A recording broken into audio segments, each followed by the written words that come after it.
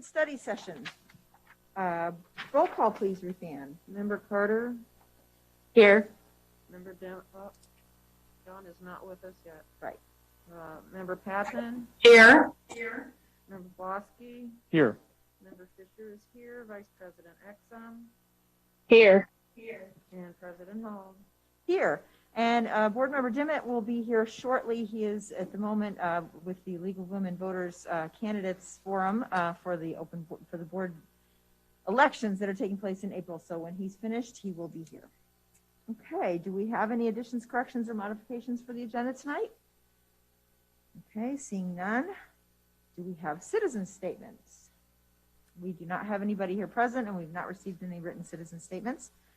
So 5.0 on the agenda, I would like to have a call for an executive session after tonight's current meeting, which will be held for the purpose of litigation when an action against, affecting, or on behalf of the particular district has been filed and is pending before a court or administrative tribunal, or when the district finds that an action is probable or imminent, in which case the basis for the finding shall be recorded and entered into the closed meeting minutes. And the appointment, employment, compensation, discipline, performance, or dismissal of specific employees of the district or legal counsel for the district, including hearing testimony on a complaint lodged against an employee or against legal counsel for the district to determine its validity. And finally, for the purchase or lease of real property for the use of the district, including meetings held for the purpose of discussing whether a particular parcel should be acquired. That meeting will be taking place after tonight's current meeting, and there will be no action afterwards, I believe, correct? Okay. So that leads me to ask for approval for tonight's agenda. So moved. Second. Moved and seconded. Roll call, please. Member Carter. Yes. Member Patton. Yes. Member Bosky. Yes. Member Fisher votes yes. Vice President Exum. Yes. And President Hall. Yes, agenda is approved. So we will start tonight's meeting with our administrative reports, of which we have 4. And we'll start with Kim Norton, who will give us a report on the accountability and assessment for this year. Good evening, everyone. Tonight I'll be giving the report on assessment and accountability. And if it's one thing that we've learned this past year is we learned to say at this moment in time a lot. So I'm going to give you some updates that we've just received from the federal government. So the federal government has made the decision to not cancel standardized assessments this year. You may have heard the talk of a waiver quite a bit, but that waiver actually applies to flexibility and accountability, not flexibility just overall with giving the assessment. Individual states are provided flexibility on logistics, so that could look differently from state to state. Illinois has not yet applied for the waiver for accountability, flexibility. We have been asked to give input with LUTA representatives, which we have, and they will meet with Dr. Ayala later, our state superintendent, later this week, so that she can, ISD can apply for that waiver for the accountability portion. So we still don't know exactly how that is going to look.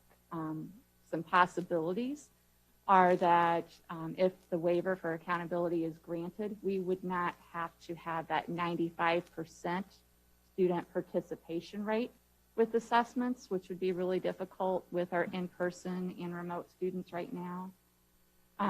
We would not have accountability with the designations that are linked to the assessments. For example, like our exemplary, commendable, or underperforming or lowest performing ratings. What that would mean is for a second year, we would fall with the previous ratings that we have. What is necessary is that data will be disaggregated by student subgroups, except for being reported linked to the accountability, as I mentioned. So the U.S. Department of Education has said that it's vitally important that parents, educators, and the public have access to data on student learning and success. So what that means is some things that are yet to be determined, and our assessment window, we're just a couple weeks out. And so we have to go ahead and put some planning in place and look at students that are in person and assess our technology, that it's ready to go. But some questions are, will the test remain the same? What will the time frame be? Currently, the test window is extended from right after spring break until May, and this applies for the Illinois Assessment of Readiness and the access for English language learners. The Department of Education has recommended to individual states that possibly assessments could be offered remotely where feasible, or that the testing window could be extended to the greatest extent practicable. So again, we're planning that IAR is going to look as it is with the time frames that we are given, but this could be subject to change. So next steps is we are currently looking at assessment schedules, meeting with all the principals, and getting those pieces in place.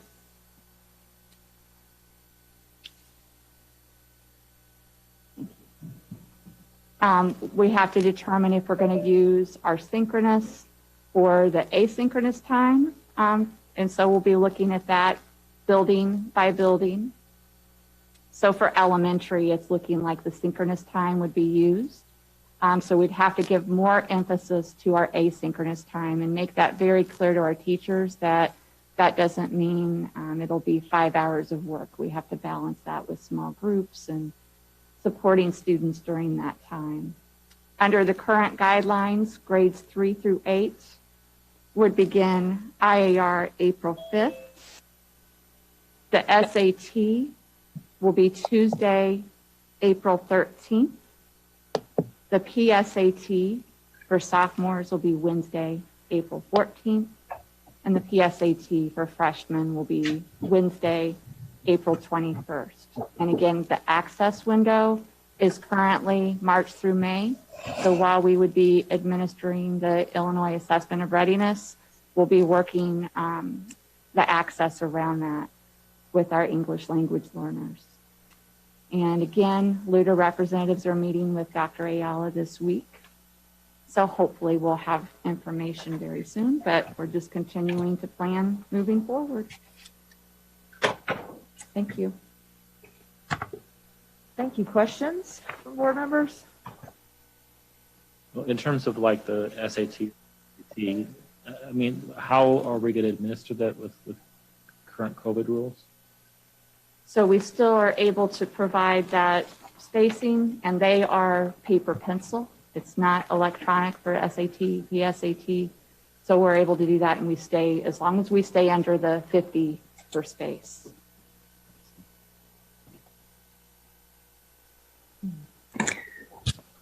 You know, Kim, this is Peggy. I really strongly question the value of moving ahead with standardized tests. And I know we haven't talked about this as a board before, but the state says, or the federal government, I guess, says that the public needs access to data on how students are doing. But in my view, bad data is worse than no data, because decisions are based on that.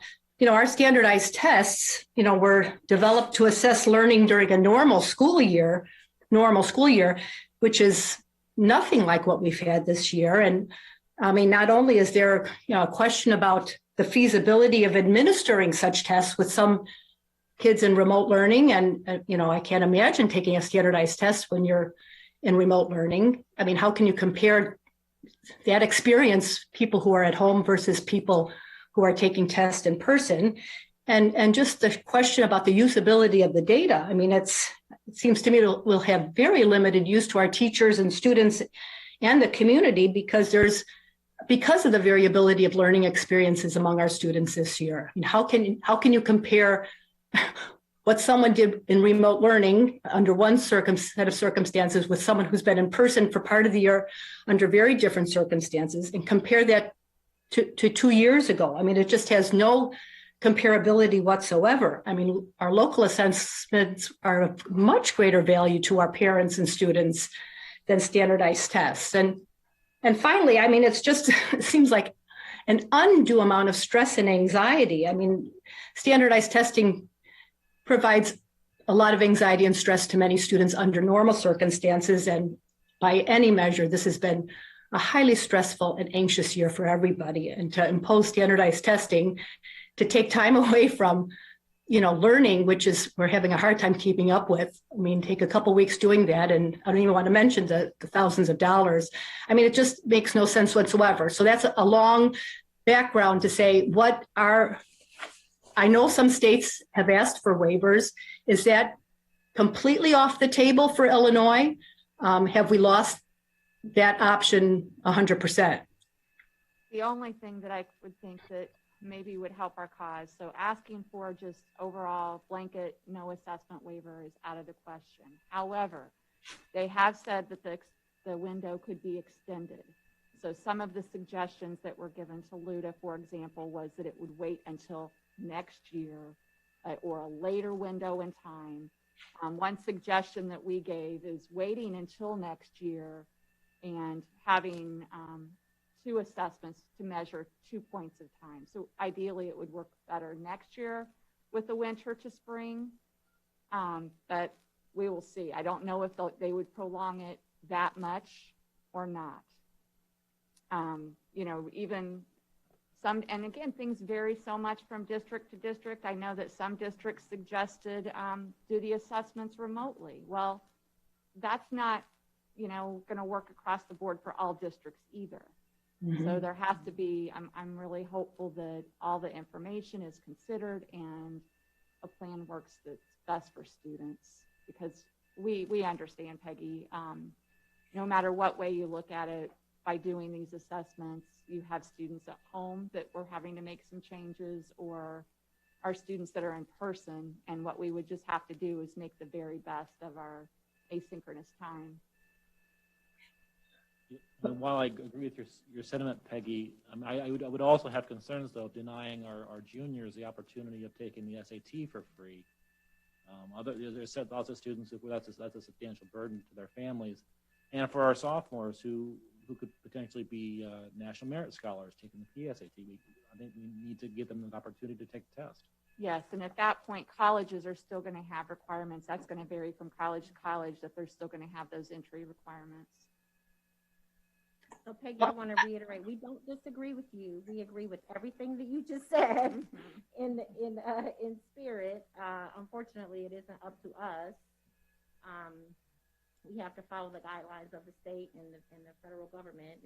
And if we defer from that, then all of our federal grants and, we could be sanctioned, and there are a lot of negative things that could happen. So unfortunately, most of our superintendents, I don't know if you saw that, but 682 superintendents from across the state signed a letter that was spearheaded by Tony Sanders from Eldon, and that was turned in to the president, and it was mentioned in several spaces. So I know there are still conversations happening out there, but we just kind of have to wait and see and plan ahead and do our very best to plan as we wait for further guidance. So we agree with you, Peggy. Mm-hmm. Absolutely.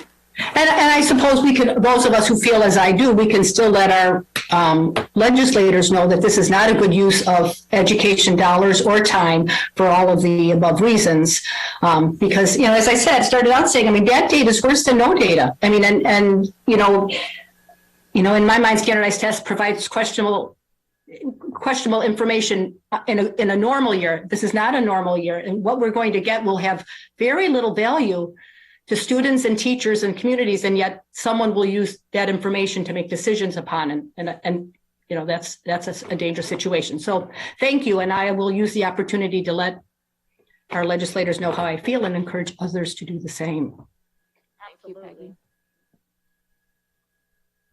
I had a question about, does this feed in any way into what we're trying to project with the evidence-based funding? That I know that the governor had talked about, the budget being, he doesn't want to raise taxes or do anything with Illinois dollars to increase that. But what do we get from these types of standardized tests that are gonna help plan for next year? Is there any way we know what it's gonna do or not do? Yeah, so as far as our Empower grant, for example, it's not going to be impacted by these scores Okay. because, the designations aren't going to be tied to it. Yeah, okay. And right now, the EBF funding was left flat. Yep. So there were no changes with that. Yep. So, which was a good thing. Yeah, but I mean, I guess if any data could be gotten from this testing is maybe it won't help with our students' actual assessment, what they're learning, but how they're learning, and maybe we can use it years down the road to exactly a litmus test of how we did with the pandemic, and not what they knew, but how they learned it. You know what I mean? So like, if the test scores come back and are they're really abnormal compared to other years and other trends with education, we can use that data somehow in the future to go, well, this is what happened when we had to adjust and how we can fix it or not fix it. I don't know. You know what I mean? Yes. I think our concern is going to be, will we even have enough of a participation rate for it to Yeah. make any difference to anything? That's true. In terms of the numbers of students who actually come in and actually take the test. So Yeah. we'll just have to wait and see. We'll see. Okay. Well, any other board questions though before we move on? Okay. Thank you very much, Kim. It's posted when you hear more stuff. Okay. Next up, we are going to have our COVID-19 update from Dr. Avery Tatum. Thank you. And it won't be a long one tonight. I do want to share a celebration to start. Our very first COVID-19 update is we last week finished our second dose vaccination clinic. So we were able to vaccinate about 70% of our staff. That isn't just teachers, that is faculty and staff. 612 second doses were given out. We also were able to give some first doses to some people who weren't able to get their first dose with us the first go around. So we're really proud of that. We have put out quite a few kudos to the team and all the nurses and everyone, CNAs, SRSs, people taking temperature checks, the facilities people. It was a huge team effort, and I just want to say publicly how thankful we are for everyone's support. We do have some, I want to say this publicly, first those people who are reaching out to us because they are having a hard time getting their second doses in, but John is working really closely with public health to make sure that we work out a plan for them. We don't like mysteriously have vaccine doses like hidden in the refrigerator anywhere that we can just kind of put in people's arms, unfortunately. But we are working really closely with public health, and they've been great partners with us to make sure that we get those people who are still needing that second dose, their second dose when that time comes around. So I just wanted to say that out loud again. Shield update. I know I've had a couple of people reach out to me about Shield, and we have not started the Shield saliva testing at the high school yet. There have been some delays related to the IT pieces. We got a very promising email today that those pieces are being worked out. We're also in the middle of finalizing the agreements. This is kind of a three-way partnership. As I've mentioned in the past, we are entering into the SHIELD program at no cost to us because we're part of a University of Illinois grant called the Rockefeller Grant. So we are partnering with the university. The university is using a different lab. They're not using the Carl lab. They're using OSF as the lab to collect our samples. So we're kind of working through an agreement between the district, OSF, the university. So anytime you get legal pieces in there, it takes a little bit longer. So that has delayed the process a little bit. More than we expected. Tomorrow we do have a walkthrough schedule where we will be at the high school with the quality control people from the university and some of the other OSF staff to work on equipment. So we're getting closer. So if we're not able to start again next week, then of course I'm very, very hopeful that we would be starting after spring break. So I know a lot of people are really anxious about that, and I've had people ask about it. So we're still moving forward, and hopefully that will be happening sooner rather than later. Next, I want to just give you an update. I know later on in the agenda, we're going to be talking a little bit about an emergency resolution that we're bringing forward tonight, and I want to kind of explain why we're doing that. So John, if you could put up that first ESSER 2 slide.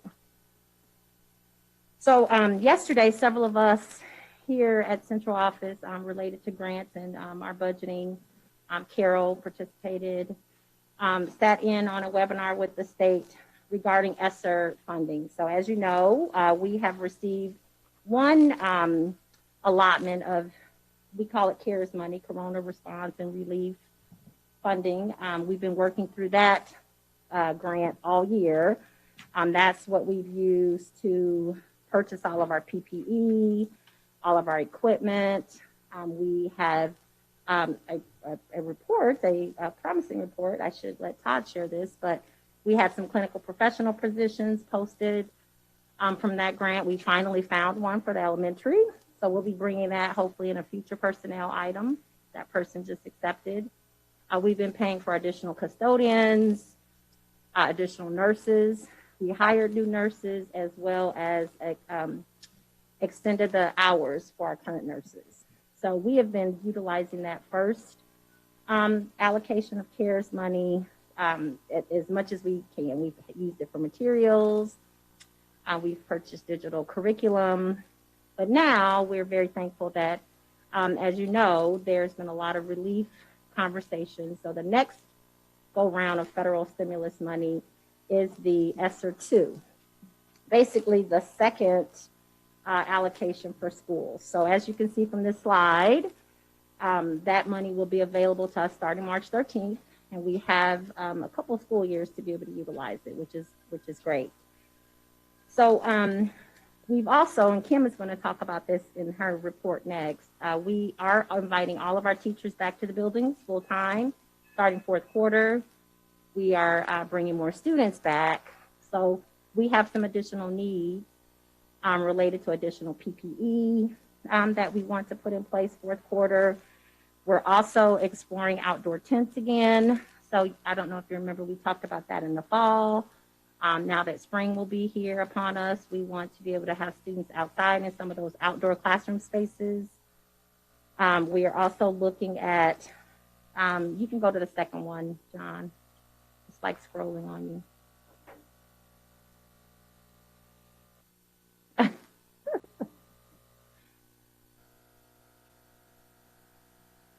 So the next slide. Nope, that one.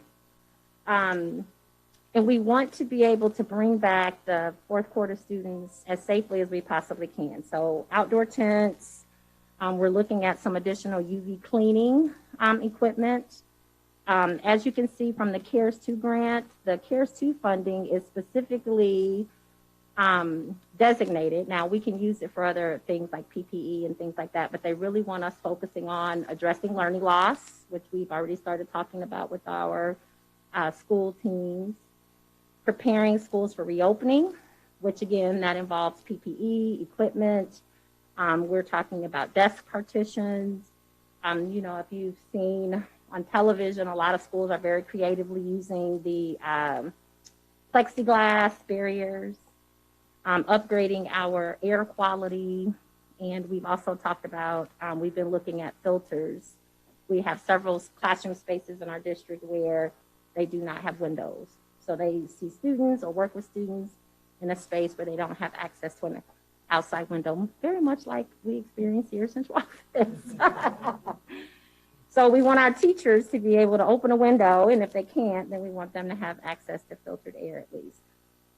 So the reason I'm bringing this up tonight is I also wanted to draw your attention to our later emergency resolution. As we started pricing out some of these items, the outdoor tents, even the filters, some of the HVAC things that we've been looking at will be significant dollars.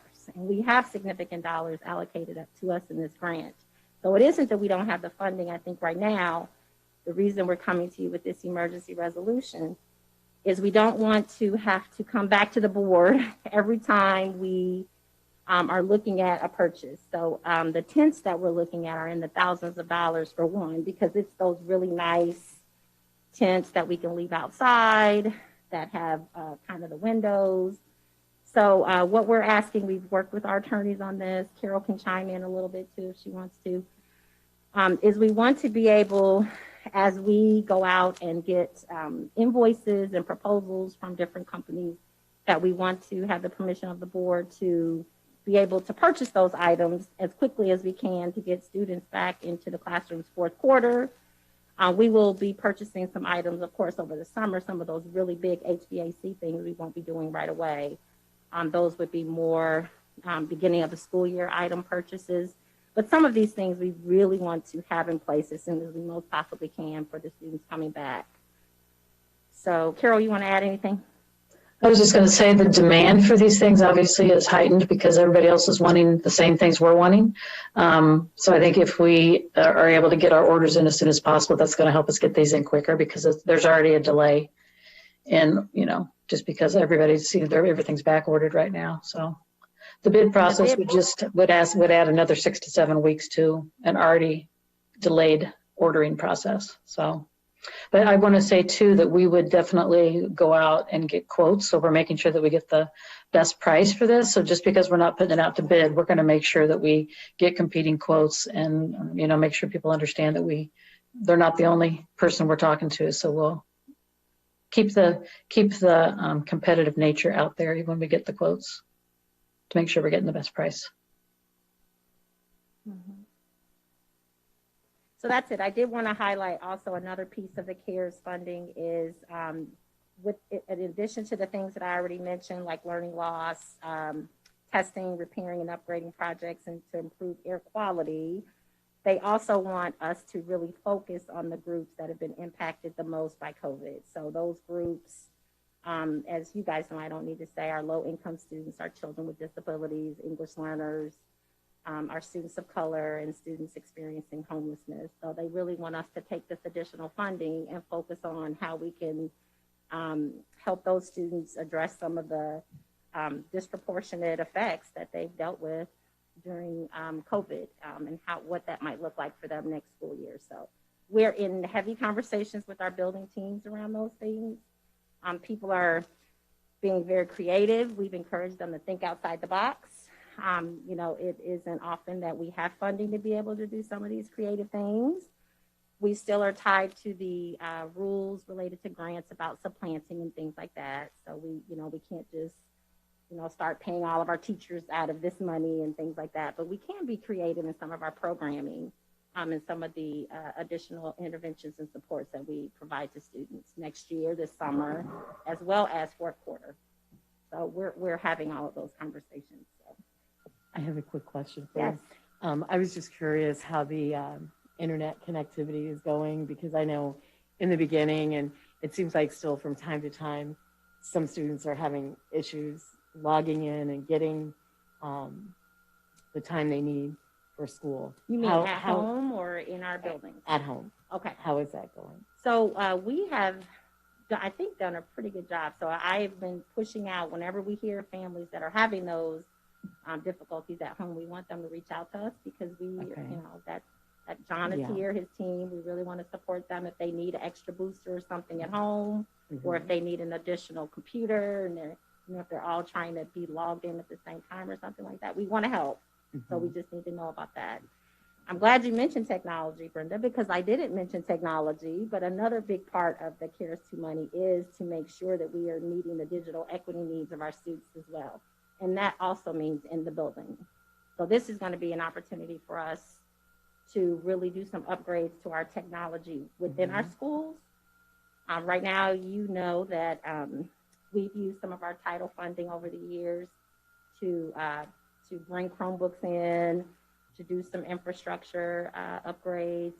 But this will be a way for us to really do a very thoughtful, planned out approach across the district. So John's been working with every principal, with his team, and we're going to start even at spring break, right, with the very first buildings to do some of those really necessary upgrades. The middle school is a main priority for us right now.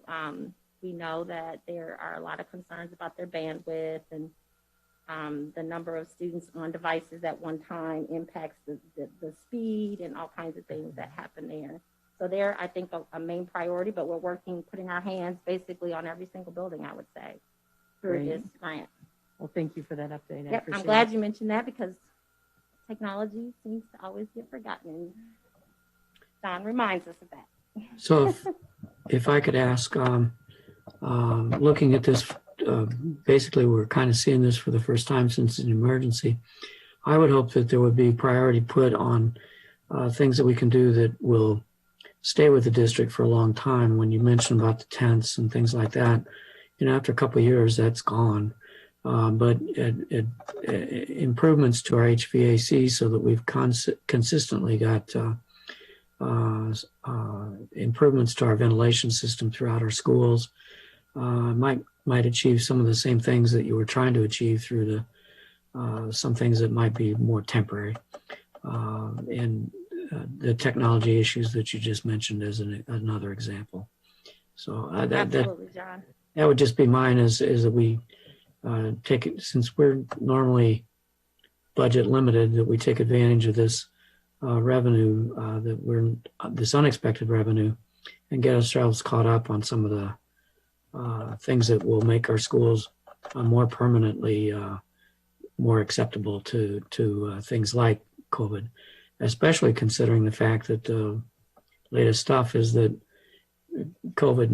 we may be living with COVID basically forever in some form or another. So, and the impact it's had on the flu, even with the mask wearing and stuff, if we can get the same thing done by improving our ventilation systems and giving ourselves, 2 bangs for each dollar, that'd be good. Absolutely. And Randy has already started reaching out, and I think you already contacted the architects because they are kind of our go-tos when we start talking about HVAC. But yes, that is once we found out that we could use the money to do that, we've already started investigating that process. So yes. Yeah. But I just to piggyback on what you said, John, I totally agree that it's good to invest in things that will last us for a good long time. But I guess I'm hoping that the investment in tents is not, I didn't know what you meant exactly by temporary and that we'll only need them for a couple of years. I guess my hope is, that they will quickly learn the value of outdoor education and that it'll extend our classrooms in ways that we've been wanting to do for some time. And this is kind of just forcing the issue. And that they will become part of the way we teach, because we know kids learn many kids learn better when they are outside. And so maybe it'll help us learn how to do that better. So I'm hoping these aren't temporary innovations. I hope they become part and parcel of what we know to be good learning experiences. I agree with that. I was just worried about the lifespan of the tent, that I wouldn't want to do something that in 2 years we got to go out and replace because it's worn out. That's all I was commenting about. Well, one of the reasons we're bringing the emergency resolution is because the outdoor tents that we're talking about that we want to keep for quite some time are very, very expensive, and they will require some upkeep. And again, we can't control, torrential rains and tornadoes and things like that, but we want to make sure that we're getting something that is high quality, like Peggy said, that we want everyone using it. We want, every time I drive by school in April, I want to see somebody out in the outdoor classroom. So yeah, we're really, and again, as Carol said, everyone is kind of the same mind these days. And so in the fall, we had a hard time securing any of the tents. But we're hoping we have better success this spring and are able to really buy some nice high quality ones. Any other Jennifer, did you mention where we are with devices? I'll let John do that, but yeah, we are in a pretty good place in terms of, you mean in terms of supplying devices to students that are at home? Right, by getting the district to, how close are we with getting the district to the one-to-one, and will this money help with that goal? Yes, I will let John chime in because this will definitely get us to a more one-to-one environment, Tori, but I'll let John talk about that. Sure. So we kind of have 2 projects going on simultaneously right now towards the Chromebook needs of the students. For the students who are at home right now, we've been trying to utilize some of our older devices so that they have the access that they need to remote education at home. And I believe we're very well, Jason and everybody else on my team have done a great job of getting those devices out to students over the past 12 months. And I think we're in a really good place there. I'm more excited also about what we have kind of coming up in the next months going into this next year, using some of the ESSER money and some of the other title funds. We're able to get within striking distance of a one-to-one deployment for the district. So I've already been having conversations with principals and staff about what that's going to look like at elementary, middle, and high school, and putting plans into rolling that out as we come up on this next year. So it's a really great time for technology in the district. So I guess I'm going to have to admit that I was misinformed, because just 20 minutes ago, I thought we had a session that I was at before this meeting started. I thought we were very close to one-to-one, if not there already, but it sounds like we've got a ways to go.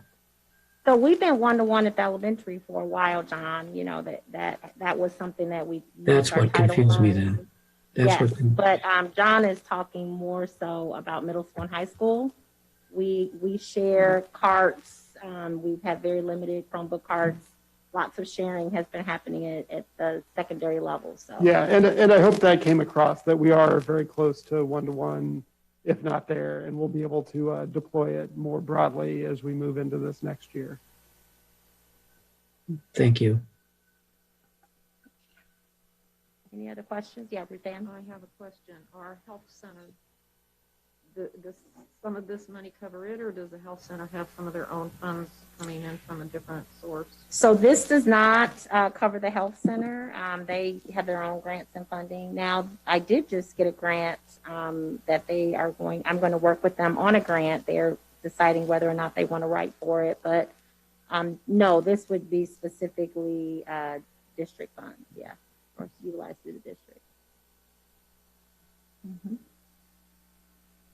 But I do want to say out loud, the health center has been a great partner, and I don't know that I've said that in this space, but Jenny Dobb, the nurse there, the nurse practitioner who kind of runs the health center, she worked with me on all of our standing orders for the vaccine clinic, for our rapid testing. She helped train our CNAs with our testing coordinator, so she's been a great partner and just a great problem solver. So they've been really heavily invested in, you know, just the community health and wellness aspect of our testing and our vaccination and all of that. So. Mm-hmm. Any other questions? Okay, thank you. Well, you can roll right into after that. Whoops, my mask is coming off with our in-person learning update, which is kind of linked to that. Yeah, Kim is going to actually give us some updates there.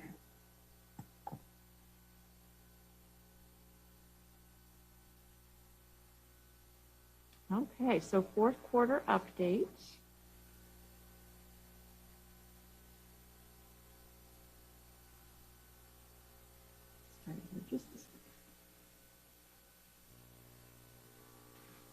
Okay, so as Dr. Ivory Tatum mentioned, staff will be returning full days beginning on March 29th. And we're really excited that 70% of our teachers have been fully vaccinated. So we can celebrate that at our own health clinic. And so also outside of those numbers, I do want to report that some may have got their vaccines outside of our health clinic. So the percentage is even higher. Planning committees are continuing to meet to plan for additional students fourth quarter. And that's really going to help as we provide more interventions and also develop our summer programming to further meet our student needs. It's been exciting to participate with teacher leaders, admin at every level. And as Dr. Ivory Tatum mentioned, they're not used to having extra money available. So when we say things like they can offer support at every elementary school, they're really excited about this. And they say, what? We've never been able to do this before. I know we haven't, but so they're being very creative. they're thinking about ways that they can entice students to want to be there, to think of it as more of a camp format, and also doing cycles of it, so it doesn't have to be one huge long stretch, but it could be smaller, shorter time periods. So we're meeting every week, and we're really excited about that, because every time we meet in these teams, we're just delving deeper and deeper.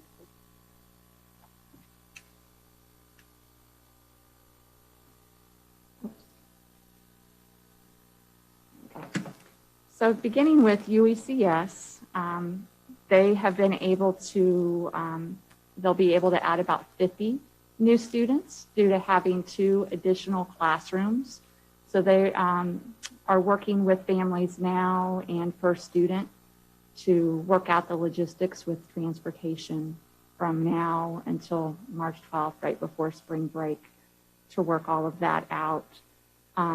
Following spring break, March 22nd to 26th, new and returning students will all come back at the same time. That next week, we have staff development April 1st and April 2nd, but their schedule will still remain the same as they have it now, with the AM session and a PM session, 9 to 11:30 and 1 to 3:30. So the structure of their day will look relatively the same. It's just that we're getting a lot more students in person, and we're really excited about that. And was that just for the Urbana Early Childhood Center? That is just early childhood. Okay, Yep. thank you. And then next we'll talk about elementary. So again, we just wrapped up our survey, and our schools will be working with families and First Student, just like UECS, on securing the transportation. The difference with elementary is we want to allow some time, as I mentioned in the earlier presentation, with assessments. All students will return March 22nd to 26th, and that will allow time before we begin through assessments. We didn't want to say welcome back and let's start with assessments right away, especially if you haven't been here since last March. So give a little bit of time. And as I mentioned earlier, that 5th through 9th, that'll be IR and access. We're continuing efforts to invite additional students through our survey that we just completed, our student education advocates, parent letters, home visits, and office hours. With the survey results, we did see that many of our families also wanted to make sure they still kept their spot. So we did have some repeats on that. But we're excited that we do have more interest for return.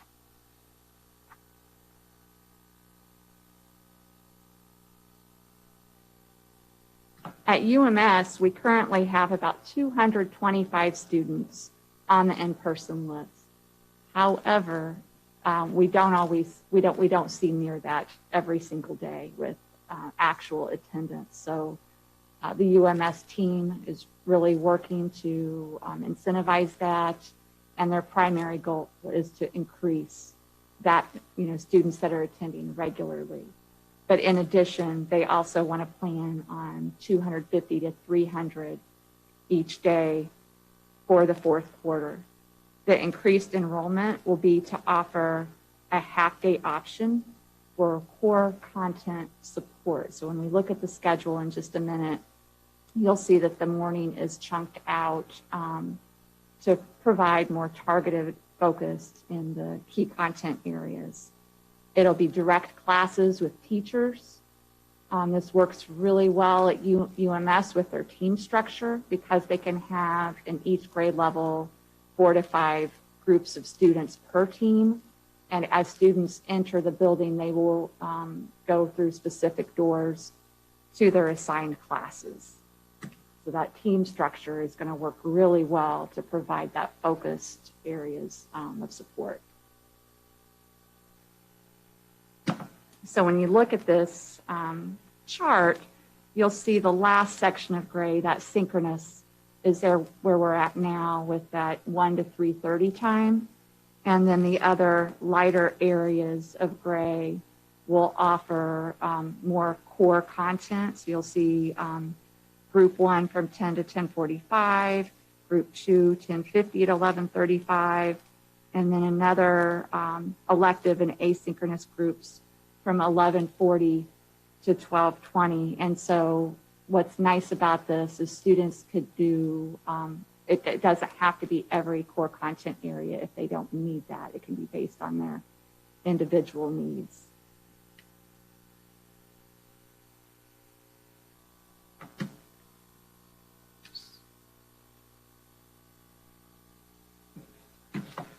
So, thank you.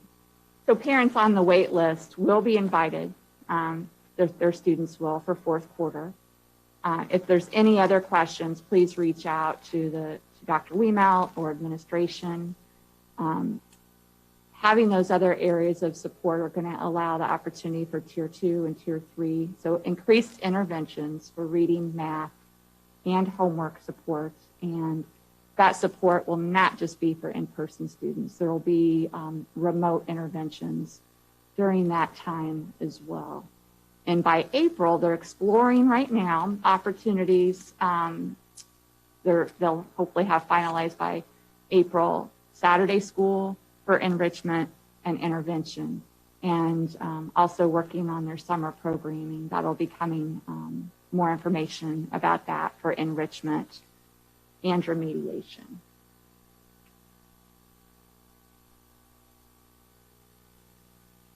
So at UHS, there's currently about 100 students that are attending in person. So their goal as well is to increase daily in-person attendance. We really need more students back in person. They're planning on 200 each day for fourth quarter, and that looks a little bit different at the high school just because they don't have those teaming structures like you have in place at the middle school. Content-specific instruction, CSI as they call it, is a priority, and students may opt for one or more of those sessions. And student attendance at UHS is prioritized by academic and social emotional needs.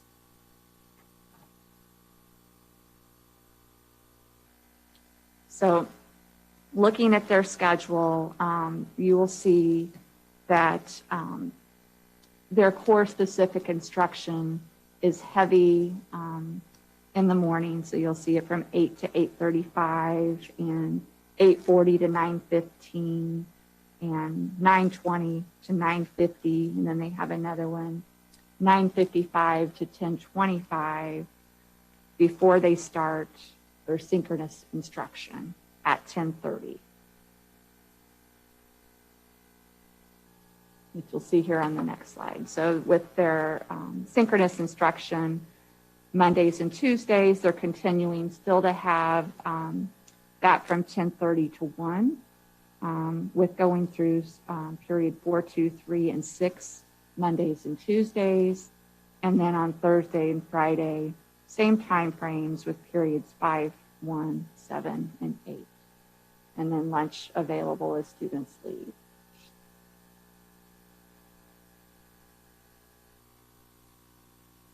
So 21st Century has planned, and you can see some numbers tied to this as well. So we have an SAT prep that students are in the process of registering for that right now. We have credit recovery for English, science, and social studies, and that's for 32 students right now. Targeted math support, we have 8 students taking advantage of that. There's check-in groups, there's 7 students in the first group. There's a study skills class. We have 8 students. And what's really exciting for general academic tutoring, we have 95 students. So if we look at John Hattie's research, that's one area that has the largest impact and effect size is that the tutoring and the one-on-one. So we're really happy to see that. And summer programming is coming, and that'll be available for enrichment and remediation as well. So if our families have any questions, please reach out to your child's school so we can make sure that you get all of your questions answered.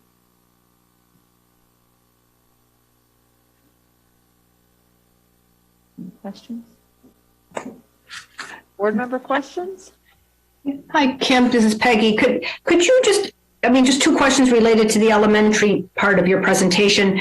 When you started out saying staff, will be returning to full days beginning March 29th, what does that mean, returning to full days? I guess I wasn't clear on what that meant. So that just means where staff will be there all day. So currently, elementary staff, they're in the building till about 11, and then they work remotely in the afternoon. So they will actually physically be in the building all day, so at all levels. Okay. Not everyone has been doing that, Peggy, I guess, to clarify. Yeah. We've had people who have still had some childcare needs and have gone home to do their asynchronous activities in the afternoon. Okay. There's still quite a few staff who stay in the building at the middle school and high school to kind of stagger staff in slowly in January. Instead of having, we have 200 staff members who work at the high school. So in order to keep the contact tracing at a minimal in January when the positivity rates were higher, we have the middle school and high school staff are coming in 2 days a week instead of 4 days a week to keep the adult positivity low. And so we haven't had any real outbreaks or spread amongst our adults. And because the positivity rates are so low, we made the decision that fourth quarter, because we're offering more of these interventions and supports for students all day, we needed staff there all day, every day. Gotcha. And just one other question. When, you kind of talked about kind of targets for adding additional students at the middle school and high school and at the early childhood level, but at elementary, you just said you're hoping to invite additional students. Are there enrollment caps at the various elementary schools that we can't go beyond? And have we reached those at any building in third quarter, or are we in danger of reaching those in fourth quarter at any of our elementary? At Dr. Williams, we have a couple classrooms that are capped, but we still have some space. That's why I mentioned we want to have every outreach possible. And with the parents that participated on the surveys, that we would work with them so that they could attend. We would have liked to have seen a greater response for those that wanted to attend, but we still have probably about 60 or 70 students that will take advantage of that are currently not in person, but we still have spacing for additional. And that's true across the elementaries, except for those two classrooms at Dr. Williams. There's space for families at the elementary to attend in person. So Peggy, the elementary families, anyone who wanted to return could return. They just needed to opt in. So there were no stipulations or parameters. We send it out, and if people wanted to come back in person, they were invited to do so. Oh, okay. The only limits at the elementary are our ability to socially distance within the room for the 6-foot guidelines. So that is why we can't have classrooms of 20 students.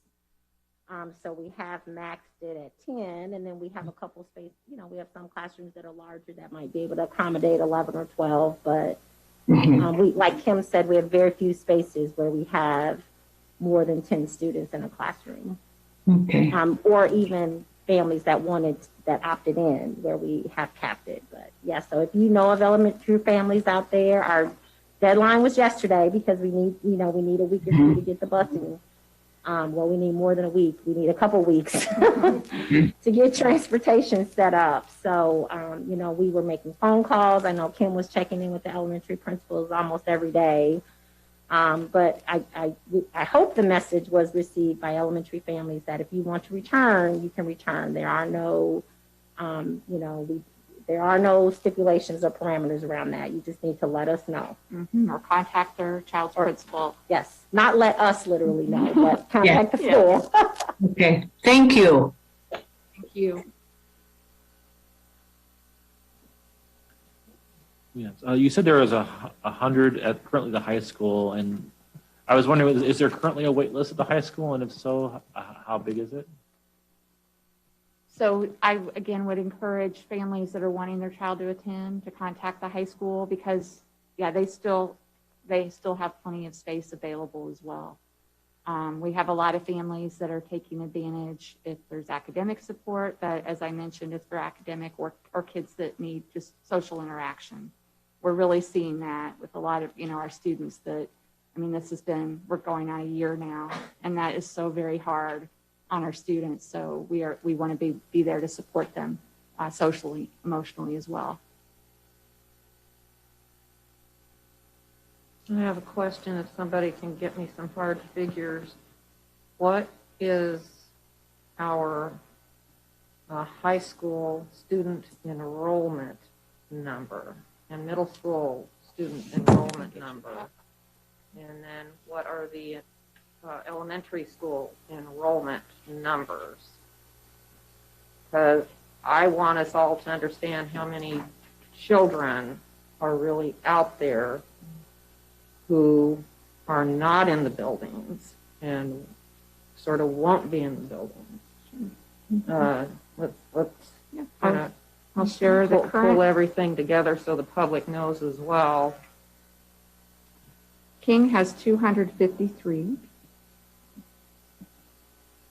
Leo is 354. Dr. Williams is 451. Thomas Paine is 232. UECS is 250. Wiley is 189. Yankee Ridge is 315. UMS 874. UHS 1,121, with our total enrollment being 4,039. Thank you. That's a big reality check. And it's not to diminish anything that we're doing. It's what we are only capable of handling. Well, I don't know that is 100% true. I know Okay, they have made a lot of phone to. calls Yeah. to families that do not want their students to return. I think that is a big part of this as well. I mean, when you look at our elementary numbers, when we say we put out a survey, and we have places where not even 30-40% of the families want their students back in person. So it isn't for lack of us asking. I think a big part of this is people are still just concerned about safety and COVID and aren't ready to send their students back yet at the elementary level. It's all parts of this awful little puzzle that we're having to jimmy around constantly. Sure. And the public needs to know, as well as us getting, you guys know the figures every day, and that's because we hired you. Yeah. Oh, yeah. And you hired everybody else. And we've got to kind of keep, we're in charge of keeping you in check. And we have to know, and the public needs to know what we're doing with our community's children, our students. For our younger students who need it the most, we've done everything. We've opened up multiple survey after survey, phone call after phone call. So people have been contacted and given the choice. I think early childhood has done a great job of the first go round. They accommodated everyone. And this second opt-in period, they've accommodated even 50 more students and opened up more classrooms in the afternoon. So I think they are pretty much anyone who wants to come back in person is being given the opportunity for those younger students. So, yeah, some of our families just don't want to make the decision to return at this time because it does not look like school as it was pre-pandemic, and so they're just not ready to do that until, as right now we're putting all of those safety precautions in place. Even with our cafeteria, we can't have over 50 in that particular space. So they're wanting to wait until that part changes.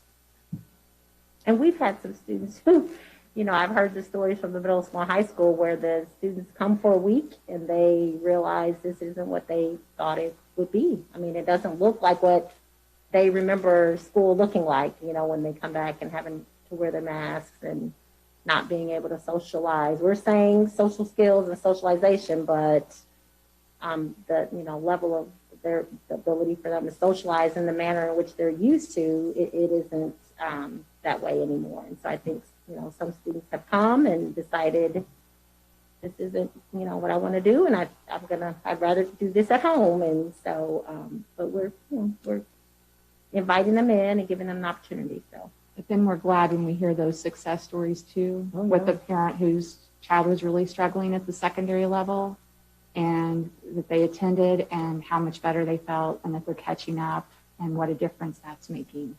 So we celebrate that too. Absolutely. Thank you. Mm-hmm. It's the perspective and some of the stuff that I'm hearing out of the community Mm-hmm. is why it looks like summer break when the weather has gotten better in 'Cause some the kids are all neighborhoods because the outside. kids are roaming. It's like, but the schools are sort of semi-open. How come they're not there? So I understand capacity. We've got to factor in that there are households that do not want Mm-hmm. their children in the buildings. And the community needs to catch up and grasp onto that too. So I'm glad we're able that we got a way to get this information out. So there's really not a misunderstanding about what we are trying to accomplish. And as you hear from those families, all of you do a really good job of when your constituents reach out to you and email you and say, I really would like my kid in school. What do I need to do? You guys send it to me, and then I'm sending those on to the building principals so they can work with those families and find out what their needs are. So I'd encourage you to continue to do that. Thank you. Yep. I have a couple questions, and then just future questions that don't need to be answered. One was when you mentioned about UMS, I think it started with UMS, that 225 students currently on the in-person list, but I think you said that we're not close to that number, that we're not getting that number. Do you have any feedback of why students are signed up to be in person, but they're just not coming? Yeah, it's as Dr. Ivory Tatum mentioned. It's just the fact that they're not able to travel class to class. Yeah. It's the socialization in the Yeah. hallways that they're not able to do. It's just not school as they remember prior to last March. And so then it's really difficult. That's really what we're hearing. Mm-hmm. And so I do think that some of the structures that UMS is going to put in place, though, with the teams at each grade level and having the smaller groups and students can come in safely and go right to those areas, I think that's really going to help too. Okay. And also, this is not something you need to answer now. It's just something we should maybe be thinking about, or maybe you already are.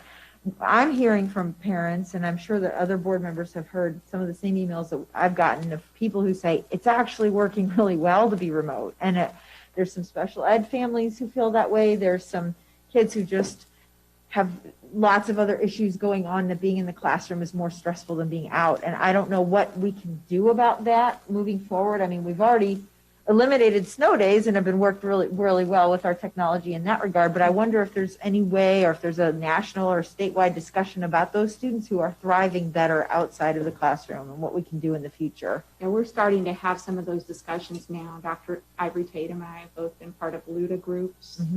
And with our planning teams too, we are looking to see what structures will we keep. And, we will consider options and are investigating that, particularly at the secondary level of the high school. Sure. Okay.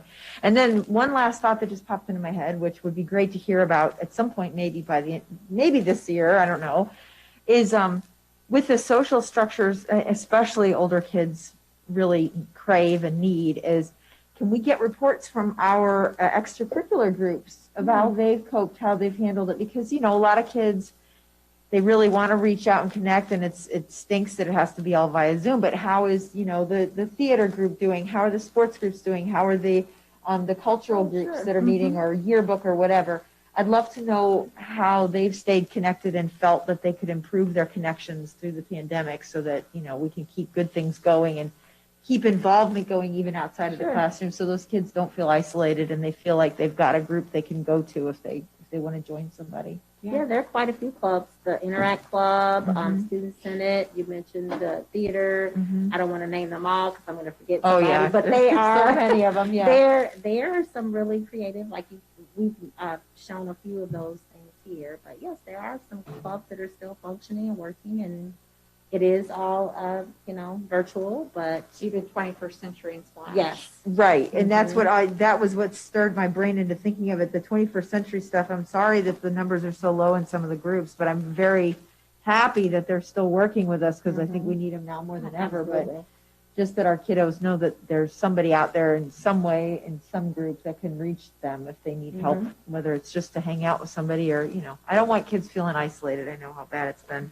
Sure, we can do that in April and bring in some of our club people who have really done some creative things. Thank you. Well, thank you for the update. Don't mean to take too much more time there. I appreciate hearing from it, though. We're doing the best we can. Okay, and our very last administrative report for tonight. Again, back to you, Jennifer, for the Equity Task Force update. And I guess I wouldn't really call this a report, but this is the best place for it to fit. It's more of an update, and just to kind of give people an update of where we are with the Equity Task Force Committee. So, and we'll put this information on the website too, so it is more public.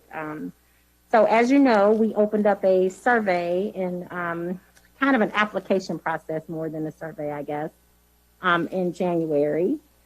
And we had people go through that application process. There was a screening process to accept parents and staff members to be part of this group. We are really excited, as you can see, that it is a big group. So I'm going to rely on Kim and some of our other team members to really help facilitate this large group of really wise and dedicated people who love Urbana School District to keep our conversations moving along. But we're really excited to have several parents. We did have to kind of do a second, interest level to recruit a few more of our dual language families and our African American families, but I feel good about the balance in our parent group. So if we have representatives from UMS, UHS, Dr. Williams is heavily represented, but these are some neighborhood families as well as a couple of our dual language Latino families. So I just wanted to kind of designate, that's why there are so many Dr. Williams families there. We are going to have some students, maybe not throughout the whole process, but I've talked to Dr. Weemelt about having an 8th grader, and we are actively still recruiting a high school student to join the group. We have staff members from across the district, elementary, early childhood, middle, high, and then our 2 board member representatives are Tori and Paul. And we have several building principals. And then we also have our ad hoc USD administrative team members who will kind of join as needed. If we're talking about budget items, we will have Carol there. If we're talking about facility-related equity issues, we'll have Randy join us.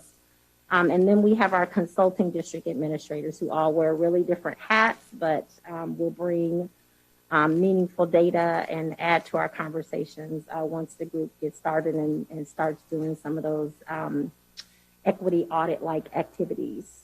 As you can see, the dates are there, so we'll also put these on the website.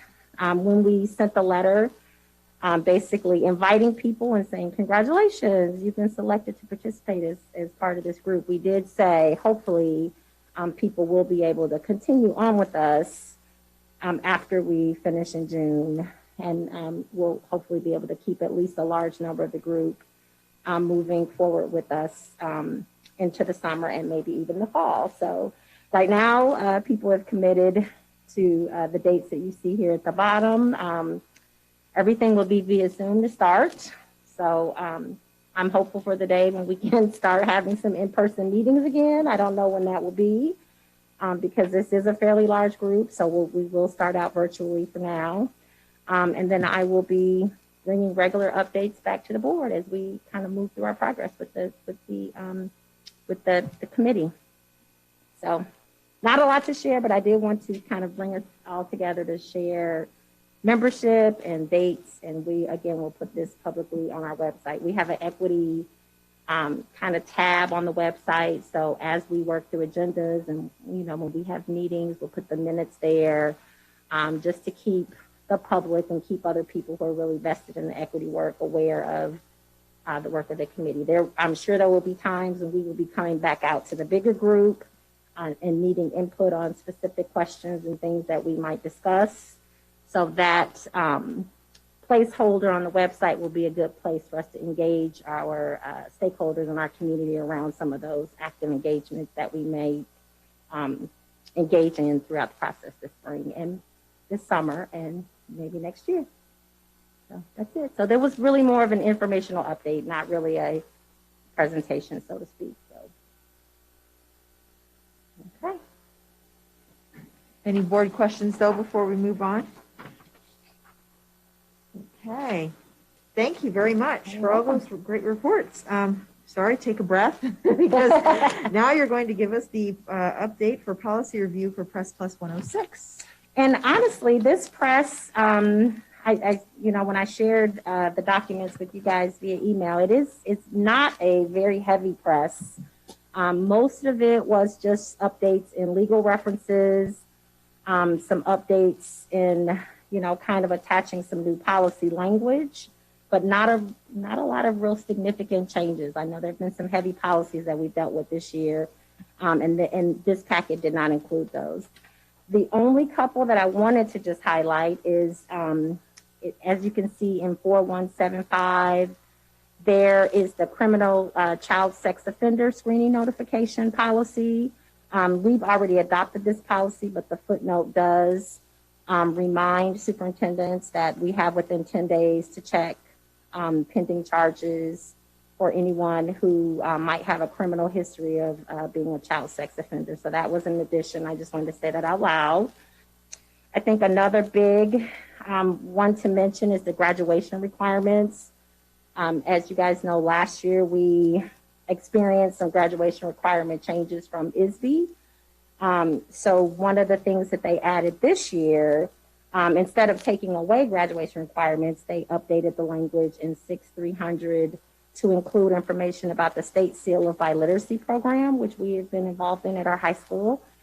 And also another big addition this year, which the state board has gotten a lot of pushback actually across the state, was they made a graduation requirement completing the FAFSA, the financial aid family application form, a graduation requirement, which there's just been a lot of concern, you know, around the state around how some families, how that would impact them and how inequitable it might be to expect some families to be able to go through that. And I went through it, you know, just filling out the application. And I mean, and I struggled and I had to close my computer a couple times last year and come back to it. And I just feel like some families who don't have someone to advocate for them or to sit side by side with them to help them do it.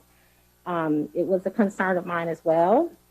So one addition here in the policies is they have created a new recently developed form from ISB, which they've added here in 6300, that will allow families to opt out if they are unable to complete that form. So we don't have students who are unable to graduate because their family couldn't navigate the technology or the just didn't have the literacy level or whatever they might need to be able to complete that application form.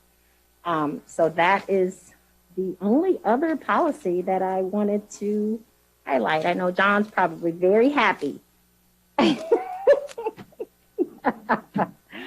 But if there were any that you had questions about, I know this one was hard to read, so unfortunately you had to get my little table of notes, but for some reason the strike-throughs and didn't show up very well when we copied it for you, but hopefully you were able to read the table that I sent you instead.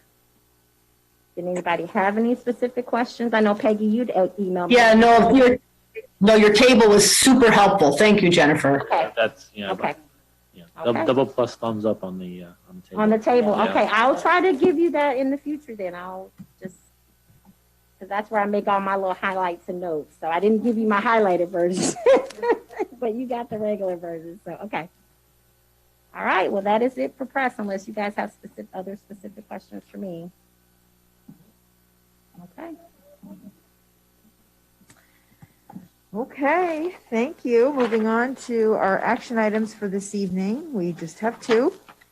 And the first one is the resolution for the issuing bonds not to exceed $12 million working cash funds. I will let Carol go into a discussion of that. Yes, this is, as we spoke about a couple meetings ago with Stiefel, this basically gets board approval to move forward with advertising that we intend to issue $12 million of working cash bonds. That we will have information going out in the paper next week about that. So this is just the first step in that process. So the board approves this, and then we publish it in the paper as required by the law. I wholeheartedly move 9.1 to the floor. Second. We have, did I hear John say, give me a second? Okay, moved and seconded. Now this is this we can't group this together with 9.2, right? This has to be an individual item. Okay. Any discussion before we vote on this? All righty. Okay, take a vote then, please, if you can. Member Carter, Yes. Member Demmett, Yes. Member Patton, Yes. Member Pulaski. Yes. Member Fisher votes yes. Vice President Exum Yes. and President Hall. Yes, motion passes. And then on to 9.2, the emergency expenditure of funds, which you mentioned, so let's talk about that. So yes, this is what I was kind of alluding to earlier when I was talking about those big ticket items that we want to be able to purchase and not have to, waste the additional 4, 5, 6 weeks that it would slow us down in terms of going through the bidding process. So, Cheryl, I don't know if you want to say anything else. No, I think basically on the resolution, it states the board authorizing us to make purchases for additional PPE, cleaning, sanitizing equipment, HEPA filters, desk partitions, and other safety equipment to allow us to improve conditions for returning students and staff to the buildings. So that kind of covers it. I think if there's anything additional, we'd obviously bring it back to the board for approval. But right now, that definition should cover it for what we're looking to purchase. Move approval. Second. Moved and seconded. Do we have any further questions before we take a vote? Okay, seeing none, roll call, please. Member Carter, Yes. Member Demmett, Yes. Member Patton, Yes. Pulaski. Yes. Member Fisher votes yes. Vice President Exum Yes. and President Hall. Yes, motion passes. Yeah. Okay, study topics. We don't have anything listed for tonight. So there is, besides tonight's executive meeting, there is no call for future special or executive meetings at this point, I believe. So then we'll move on to superintendent's report. Okay, so John's going to pull that up. I did want to say on the study topic, we discussed normally this time of year we would be bringing schools back and having them sharing their school improvement plans. But we felt like it was not a necessary exercise at this point because you've seen their plans. The Empower grant stipulations did not change. So most of the goals that they were working on, we continued. We didn't make significant changes due to COVID and knowing we were going to be remote. So normally this would be a heavy school improvement, bringing back all those plans conversation for you guys. So thank you, John. I guess I do have a couple slides. So some celebrations tonight. So I wanted to recognize our board member and one of our own, Dion Webster, two of our own people were recognized by the city of Urbana as the city has been doing during Black History Month.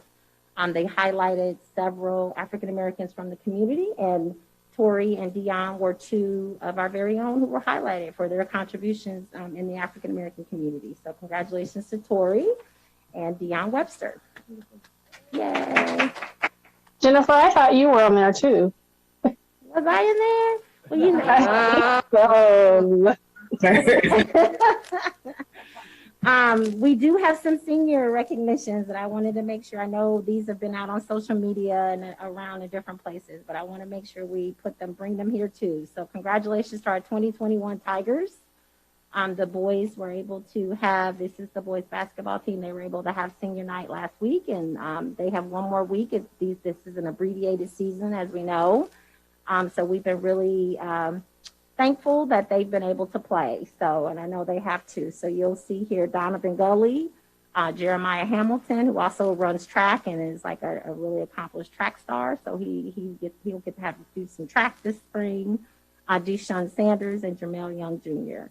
All four of these young men were also involved in the back-to-back regional championships that the Tigers celebrated the last couple of years. So we want to congratulate them as they move on.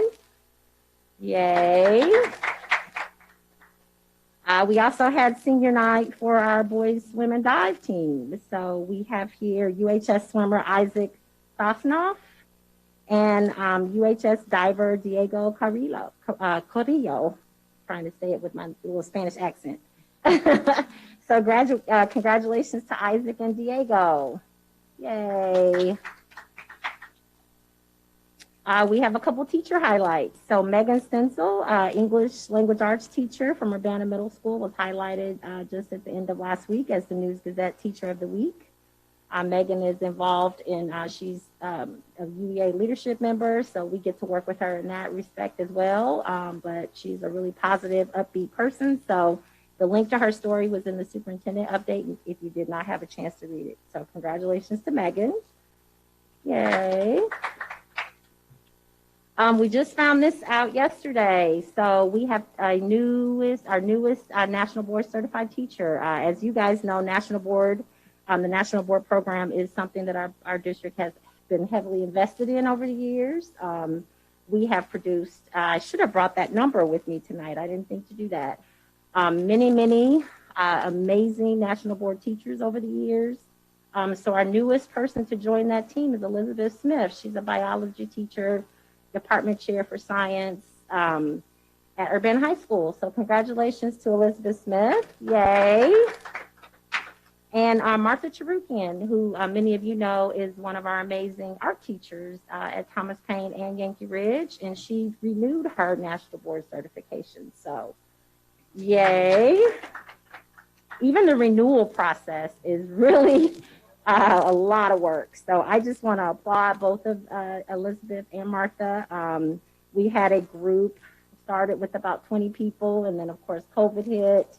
And so those numbers dwindled a little bit, but right now we're still moving forward. Several people have kind of re-energized. National Board is giving people the opportunity to defer to next year because of COVID. So in the next 2 years, we will see more people coming through. So these are the first two. So I'm really excited for them. So next is Read Across America. So I know we're going to really miss being over at Lincoln Square. It's something we all look forward to. I know I do at the first weekend in March every year. But we are doing this virtually this year. So it's been a long-standing event. We've always been excited to host in Urbana. We've all, at some point or another, been a greeter or welcome people.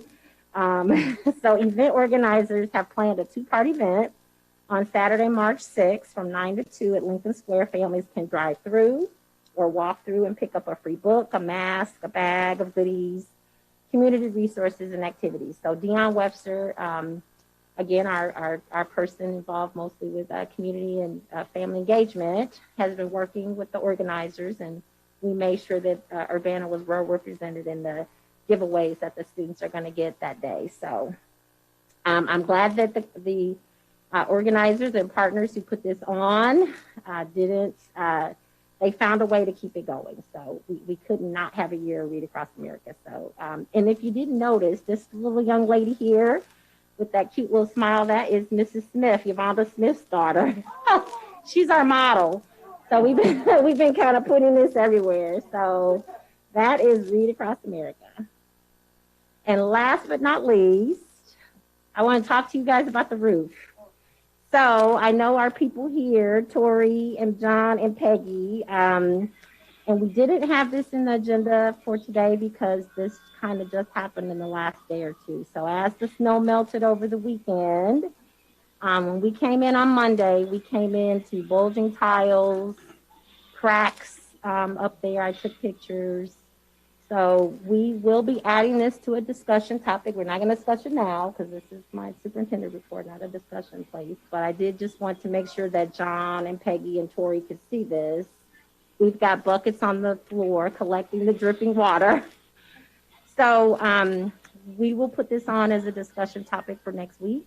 And we will start having to have some conversations.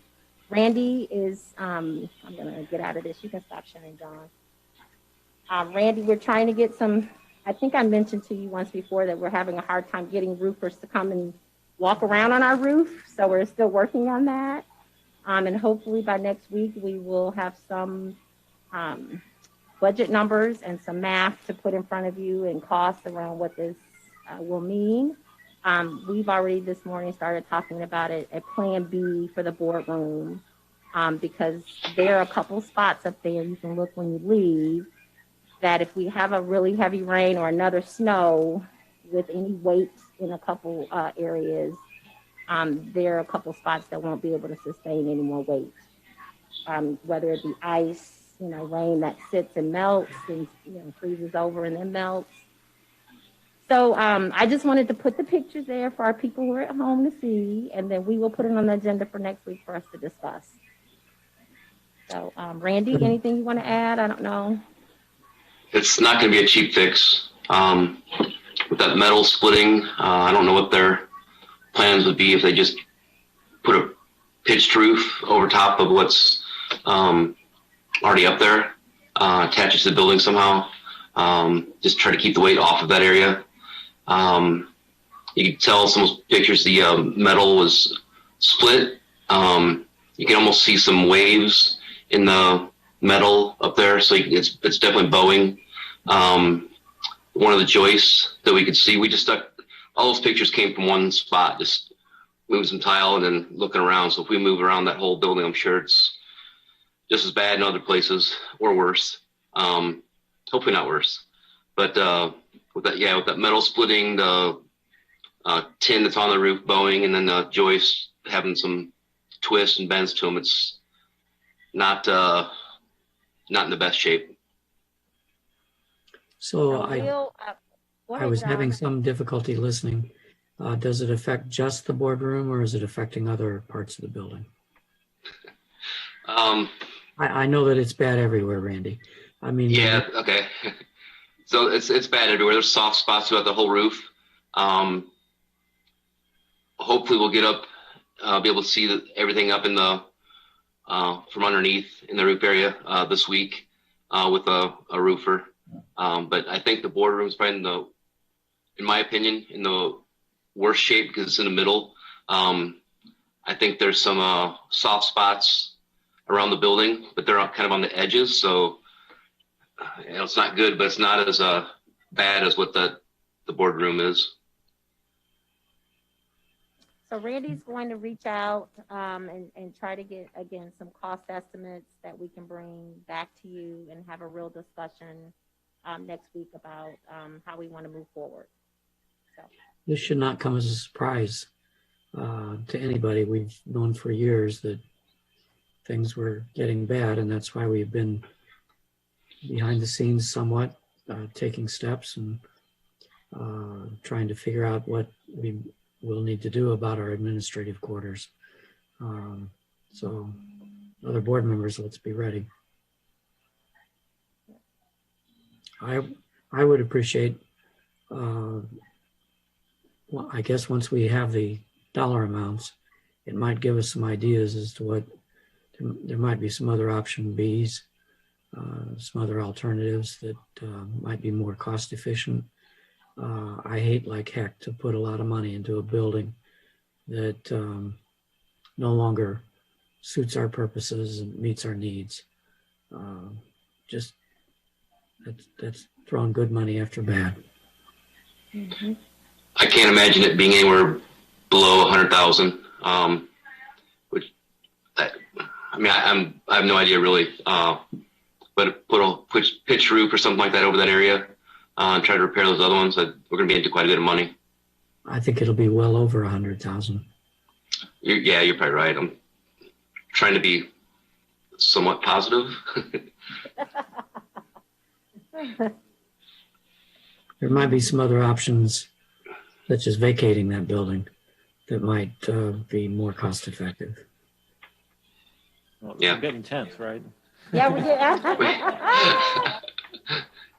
You guys We are listen getting to Paul. tense. He said we're getting tense.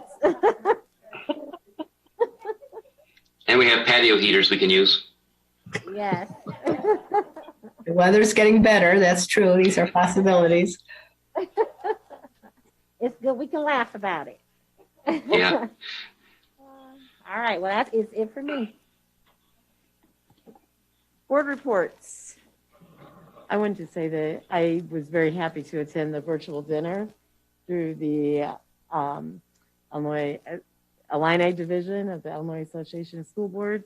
It was very, very good. Champaign Unit 4 were the presenters, and they talked to us about how they came up with a new mission statement around equity and all the steps they took to get there.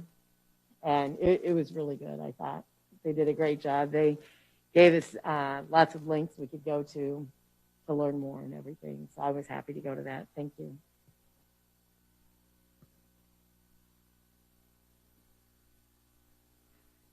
Just wanted to announce that this Friday, the UHS Drama Club is going to have a trivia night.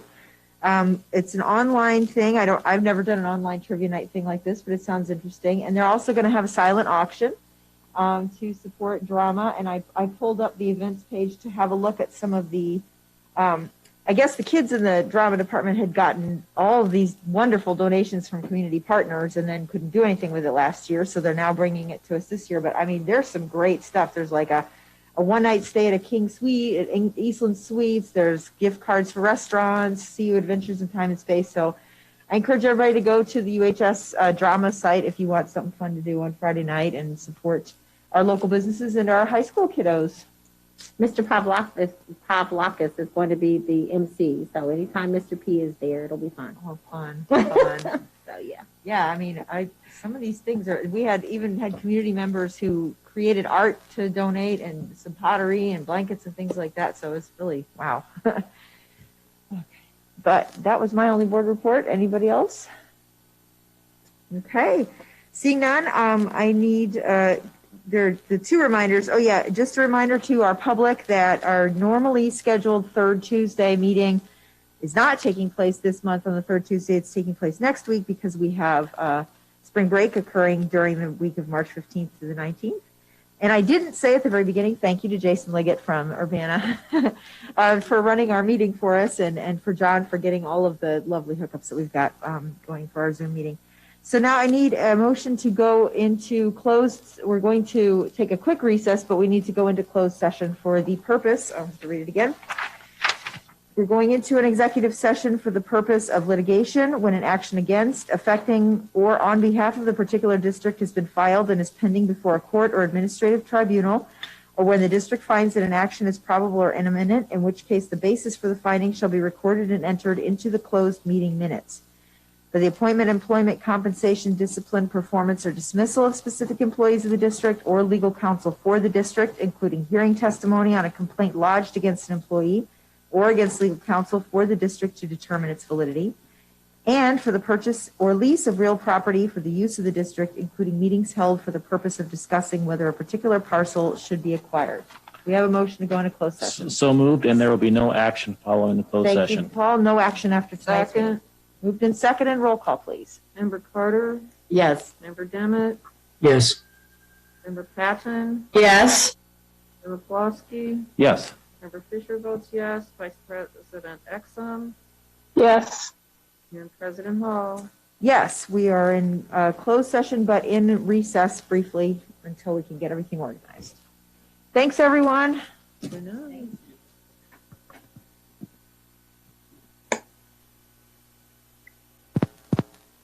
5 minutes, Ann? Is that how long we're recessing or? Okay, thank you. We have some technology to set up for the other board members. For